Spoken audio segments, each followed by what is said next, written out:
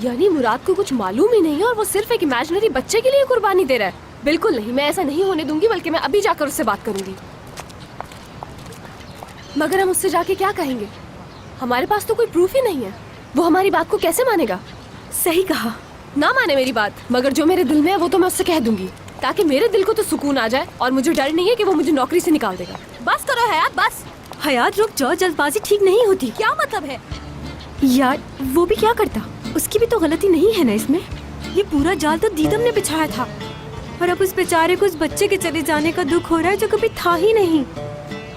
हाय, बेचारा बेचारी कुछ नहीं होता। उसके साथ और बुरा होगा, तुम फिक्र नहीं करो। मैं जो भी करने की कोशिश करती हूँ, ये औरत मेरा काम बिगाड़ने लगती है। पता नहीं क्या प्रॉब्लम है उसको मुझसे। टेंशन न लो, सब ठीक हो जाएगा।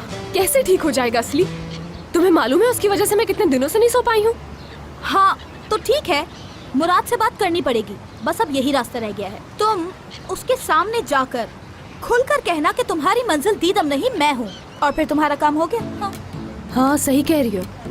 और सबसे इम्पोर्टेंट बात, तुम कैसे भूल सकती हो कि तुम मुराद की तरफ नहीं बढ़ी थी, बल्कि मुराद तुम्हारी तरफ बढ़ा था।